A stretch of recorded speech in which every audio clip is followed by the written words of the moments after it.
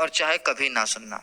आज जो DG sir के द्वारा जो बताया गया वो वास्तविकता में थोड़ा सा गंभीर मुद्दा है। यदि आप लोग साथ देंगे तो इतना आप लोग समझ लीजिए कि आपकी समस्या का समाधान भी यहीं पे होने वाला, क्योंकि स्थितियां शायद उतनी बेहतर नहीं है। बेहतर तो हैं, स्थितियां हमारे पक्ष में हैं, बेहतर भी हैं,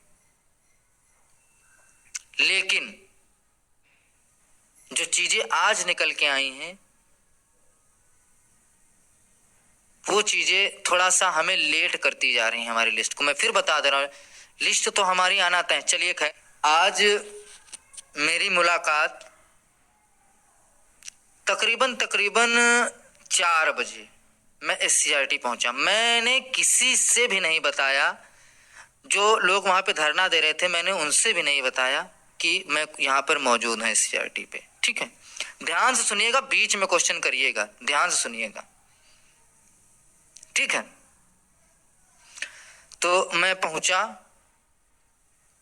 SCRT पे। चूंकि मौसम खराब था, इस वजह से, मौसम खराब होने की वजह से कोई भी अभ्यर्थी वहां पे या कोई भी कर्मचारी वहां पे मौजूद नहीं था SCRT पे। यानी कि जो लोग वहां मौजूद थे वही लोग थे, नया आदमी क्यों नहीं आ रहा था, इसलिए SCRT पे भीड़ कम थी। ठीक है, भीड़ कम होने की वजह से मैं डायरेक्ट किसी से मिलने नहीं गया, मैं डायरेक्ट DG सर से मिलने गया। ठीक है, DG सर से मिलने गया तो DG सर से मैंने अपनी पर्ची जो जाती वो दी। तो आधे घंटे के बाद कॉल आ गई। ठीक है, आधे घंटे के बाद मेरे पास मैसेज आया कि यदि आप चाहें तो मिल सकते। तो मैंने कहा भैया मैं मिलने के लिए आया हूं, मिलूंगा क्यों नहीं। तो मैं गया। मेरी कोई बहुत देर की वार्ता नहीं, बमुश्किल 5 मिनट की वार्ता रही। तो चूंकि DG सर का थोड़ा सा ये भी रहा कि पता नहीं, मुझे जानते थे कि उन्होंने गेस मारी, तो उन्होंने कहा आप तो कई बार आए हुए हैं, बताएं क्या कष्ट है आपको। तो मैंने हाथ जोड़ के उनसे विनम्र निवेदन किया, सर हम लोग ऐसे अभ्यर्थी हैं जो 31,277, 36,590 से जो रिक्त सीटें बची हुई हैं उन पर नई सूची की राह देख रहे हैं। हम भी चाहते हैं कि आप हमारे बारे में भी कुछ सोचें, क्योंकि सर हम बहुत ज्यादा पीड़ित हैं। तो जब मैंने कहा कि सर हम बहुत ज्यादा पीड़ित हैं, तो सर का जवाब आया कि आप पीड़ित नहीं हैं, आप नेता नगरी से पीड़ित हैं, आप नेता नगरी से पीड़ित हैं। तो मैंने कहा सर कतई नहीं, हमारा उद्देश्य कभी भी नहीं है किसी भी तरीके का कि हम लोग, ना तो हमारा कोई ऐसा इंटेंशन है आप लोगों को परेशान करने का, और ना ही हमारा उद्देश्य है किसी भी तरीके से यहाँ पे भीड़ जुटाने का। ठीक है, तो उन्होंने कहा कि यदि, उन्होंने एक शब्द बोला कि यदि आप पीड़ित हैं तो आपके अलावा कोई आता क्यों नहीं है। तो मैंने कहा सर हमारे बीच के लोग, हमारे साथी लोग, जो कि पुलिस प्रशासन की व्यवस्था यहाँ पे इतनी टाइट है, हमें रुकने नहीं दे रहे हैं, इसलिए हमारे लोग गोमती रिवर फ्रंट पे बैठे हुए, उनकी संख्या कम से कम 700 से 800 है। तो सर ने बोला कि आज हमसे कोई मिलने तो नहीं आया। तो मैंने कहा सर कल 2-3 महिला छात्राएं आई थी।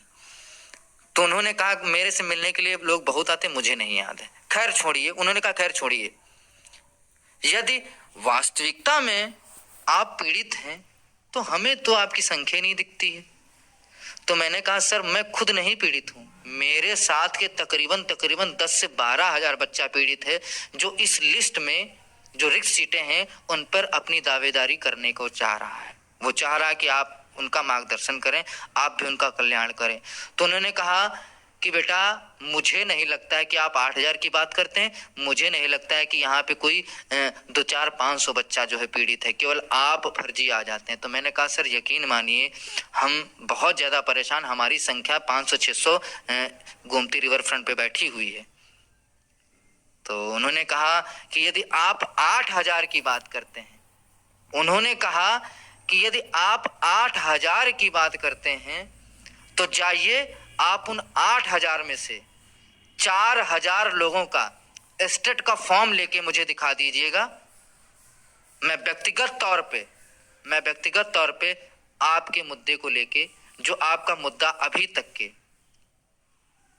शिथिल अवस्था में पड़ा है, मैं व्यक्तिगत तौर पे आपके मुद्दे को लेके मंत्री जी से मैं बात करूंगा, मैं खुद स्वयं बात करूंगा। लेकिन आप 4000 लोगों का हमें स्टेट का फॉर्म लाके दिखाएंगे। तो मैंने कहा सर मैं इतनी बड़ी बात तो नहीं कर सकता हूं, क्योंकि मैं कोई नेता नहीं हूं जो मेरे साथ इतनी संख्या आ जाएगी। लेकिन सर प्रयास हमारा रहेगा कि हम आपको 4000 तो नहीं, लेकिन 3000 2500 हम बच्चों का स्टेट का फॉर्म लाके दिखाएंगे। लेकिन सर आप हमारी बात करें। लेकिन उन्होंने कहा कि जो फॉर्म आना चाहिए स्टेट का, उसमें आधार कार्ड की प्रिंट भी मेंशन होनी चाहिए। मैंने कहा सर मेंशन होगी। उन्होंने कहा जाइए, जिस दिन आपके पास 4000 की जो है फॉर्म की लिस्ट आ जाए और आधार कार्ड का नंबर आ जाए, आप मुझे आके अवगत कराइएगा, मुझे वो लिस्ट ला के दे दीजिएगा, मुझे वो डॉक्यूमेंट्स ला के दे दीजिएगा। मैं व्यक्तिगत तौर पे बेटा आपके लिए मंत्री से बात करूंगा। क्योंकि मुख्यमंत्री जी के यहाँ से हरी झंडी मिल गई है। आपकी लिस्ट निकालने के लिए मुख्यमंत्री जी के यहाँ से हरी झंडी मिल गई है, लेकिन कुछ पचड़े संशोधन इन सब चीज़ों को फंस रहा है। और इसलिए हम संभवतः आपकी लिस्ट सोच रहे हैं इलेक्शन के बाद लाने के लिए। लेकिन यदि आप संख्या लाके दिखाते हैं कि हम इतने पीड़ित हैं, तो हम वो संख्या मंत्री जी के सामने रखेंगे जाके कि सर आप समझिए, इतने लोग यहाँ पर आ रहे हैं, हम लोगों के साथ मिलते हैं, इनकी इतनी संख्या, ये पीड़ित हैं। तो मैंने कहा ठीक सर, आप हमें 4-5 दिन का समय दीजिए, हम आपसे मिलेंगे आके। उन्होंने कहा ठीक, जब ऐसे मत आइएगा। उन्होंने ये भी कहा कि हमसे ऐसे मत मिलने आएगा, यदि आपके पास संख्या हो तो जरूर मिलने आएगा। मैंने कहा ठीक सर, मैं आऊंगा। तो अब जब इतनी बात हुई तो हम लोगों ने विचार किया है, हम लोगों ने खुद विचार किया है कि हम 22 तारीख को जो हमारे भाई 4 दिनों से धरने में बैठे हुए हैं, उनको ज्वाइन करेंगे।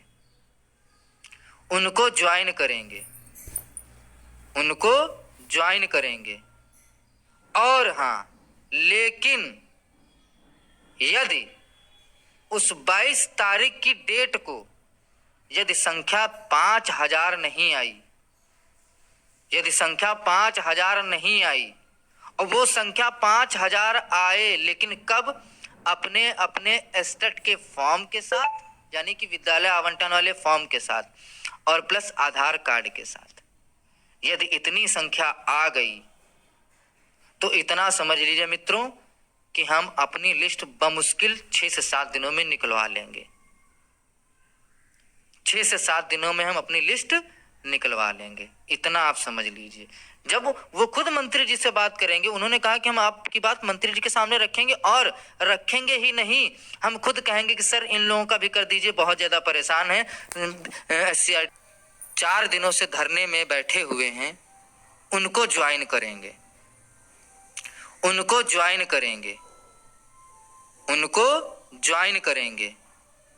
और हाँ, लेकिन यदि उस 22 तारीख की डेट को यदि संख्या 5000 नहीं आई, और वो संख्या 5000 आए, लेकिन कब? अपने अपने स्टेट के फॉर्म के साथ, यानी कि विद्यालय आवंटन वाले फॉर्म के साथ, और प्लस आधार कार्ड के साथ। यदि इतनी संख्या आ गई तो इतना समझ लीजिए मित्रों कि हम अपनी लिस्ट बमुश्किल 6 से 7 दिनों में निकलवा लेंगे।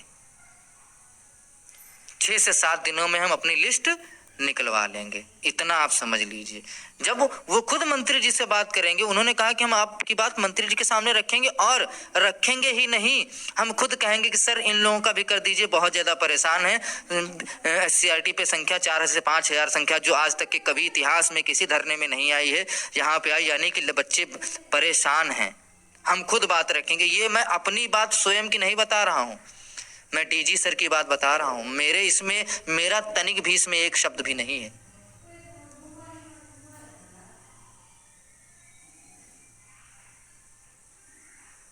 ठीक है, मेरा इसमें अपना एक शब्द नहीं, और ना ही मेरा कोई इसमें खुद का हित जुड़ा हुआ है। तो मैं चाहता हूं 22 तारीख को, यानी कि दिन सोमवार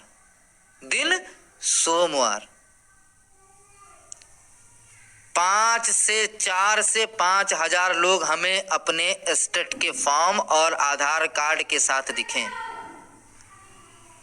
वहां पर 3 लड़के रख दिए जाएंगे। हाँ, चॉइस लॉक वाला, जो जिले की जो चॉइस लॉक की वो वाला, सॉरी, जिले की जो चॉइस लॉक की है वो वाला फॉर्म, ठीक है। हाँ, डिस्ट्रिक्ट चॉइस फॉर्म, गलती होगी, सॉरी भाई। आप लोग आए। मैं फिर कह रहा हूं, हम किसी भी अनवरत धरने का समर्थन नहीं करते हैं। हम किसी भी अनवरत धरने का समर्थन नहीं करते हैं। आप आइए, अपना फॉर्म दीजिए, इच्छा हो तो रुकिए या चले जाइए। आपके ऊपर किसी भी तरीके का कोई प्रतिबंध नहीं होगा। आपके ऊपर कोई भी किसी भी तरीके की कोई भी प्रेशर नहीं डाला जाएगा कि नहीं आप रुकिए। क्यों? क्योंकि मैं खुद अनवरत धरने के खिलाफ हूं। क्योंकि यहाँ पे इतने लोग फ्री नहीं है कि 15-15, 20-20 दिन अनवरत धरना कर सकें। ठीक है, लेकिन आप लोग आइए। यदि वास्तविकता में आप पीड़ित हैं, जिस दिन से लिस्ट आई है, यदि आप लोग कहते हैं कि हम सो नहीं पा रहे हैं, यदि वास्तविकता में सो नहीं पा रहे हैं, आपको परेशानी है, आपके रिश्तेदार, आपके पास पड़ोसी, सबको छोड़ दीजिए, आपके घर के यदि आपसे सीधे मुंह बात नहीं कर रहे हैं, क्यों? क्योंकि आप बेरोजगार हैं। तो यदि रोजगार के लिए वाकई में आप परेशान हैं, तो प्लीज आप सबसे हाथ जोड़ के निवेदन है, करबद्ध निवेदन कर रहा हूं मेरे भाइयों, मेरा 1% इसमें कोई हित प्रभावित नहीं है। मैं अपने हित के लिए नहीं बात कर रहा हूं, मैं सबके लिए बात कर रहा हूं, क्योंकि व्यक्तिगत मेरा सिलेक्शन नहीं रुका पड़ा। 22 तारीख को दिन सोमवार को 10 बजे आप आइए। व्यक्तिगत तौर पे रंजीत यादव वहां पे आपको खड़े मिलेंगे।